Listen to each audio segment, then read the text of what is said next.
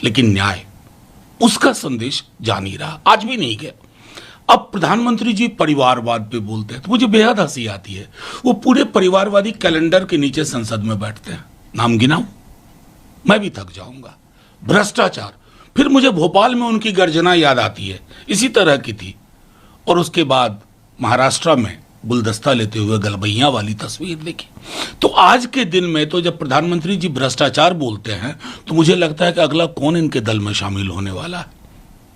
सीधी सी बात है, ये सारे जो प्रसंग है ना, इसके बरक्स प्रधानमंत्री जी को जो तेवर अपनाना चाहिए था, वो तेवर इन दिनों बहुत ढीला पड़ता जा रहा।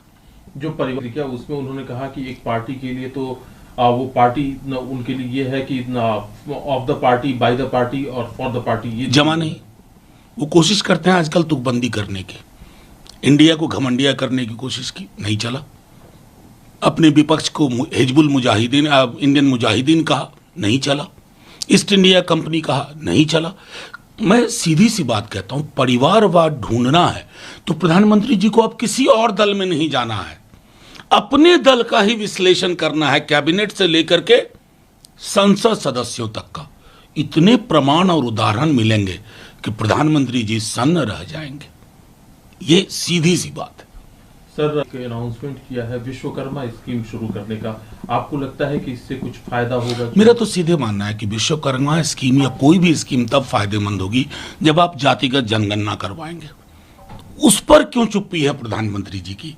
सामाजिक न्याय का वो एक ऐसा पहलू है जिसको आप दरकिनार कर रहे हैं, नजरअंदाज कर रहे हैं। और प्रधानमंत्री जी 10वीं बार आज बोल रहे थे 10 दूनी 20 करोड़ रोजगार को लेकर के थोड़ा अपना मूल्यांकन करते लोगों के समक्ष तो लगता कि ईमानदार पीएम। लेकिन उस पर तो प्रधानमंत्री जी चुप्पी हो जाते हैं, चुप्पी हो जाते हैं, और वो चुप्पी अच्छी नहीं लगती है। सर, एक सवाल जो कि हमें करता रहा है इकोनॉमी को लेकर के, प्रधानमंत्री जी ने कहा कि जिस समय में उन्होंने सत्ता संभाली थी 10वें नंबर पे थे, आज 5वें नंबर पे है, और उन्होंने कहा कि आने वाले समय में हम 3रे नंबर की इकोनॉमी होंगे, ये विश्वास उन्होंने दिलवाया। मैं आपको बताऊं, 10वें नंबर से 5वां नंबर और 5वें नंबर से 3रा नंबर, ये मैथमेटिकल रियलिटी है। प्रधानमंत्री जी 2+2 4 ये होता है। ये मोदी जी के आने के बाद ऐसा नहीं कि 2+2 4 होता है।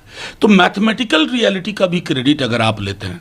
चलिए, इकोनॉमी के बरक्स मैं प्रधानमंत्री जी से सवाल पूछना होगा तो रोजगार का सवाल पूछूंगा, समावेशी विकास का सवाल पूछूंगा, और उन सवालों पर प्रधानमंत्री जी की चुप्पी होती है। ये सवाल मेरे लिए ज्यादा महत्वपूर्ण है कि हमारी इकोनॉमी हमारे आखिरी व्यक्ति तक कैसे पहुंच रही है, लोगों के घर में रोजगार कैसे पहुंच रहा है। हर घर तिरंगा हमें भी अच्छा लगता है, हर घर रोजगार नहीं होना चाहिए क्या?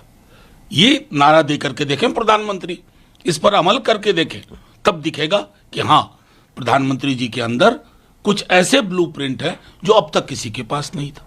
सर, का लाल किले की प्राचीर से भाषण और उसके बीच में, और जो वो पूरा समारोह था उसके बीच में जो एक और खबर आई, मल्लिकार्जुन खड़गे की कुर्सी खाली रही, कांग्रेस अध्यक्ष उस कार्यक्रम में नहीं पहुंचे। दलील दी गई कि कांग्रेस अध्यक्ष की तबीयत खराब है, हालांकि वो कांग्रेस ऑफिस में कार्यक्रम में हिस्सा लेने पहुंचे थे। क्या कहना? नहीं, मेरा सीधे कहना है कि अब हमारी राजनीति स्तर पर आ गई। मैं गिनती करके बताऊं कौन कौन लोग एब्सेंट थे आज, मंत्रिमंडल के भी बताऊं क्या? मतलब ये कहां हमने राजनीति को पहुंचा दिया कि 15 अगस्त की उस सभा में अगर एक व्यक्ति नहीं पहुंचता कतिपय कारणों से, तो ये हमारे लिए खबर हो गई, इस पर बहस होगी, डिबेट हुआ करेगा। ये अच्छा नहीं है।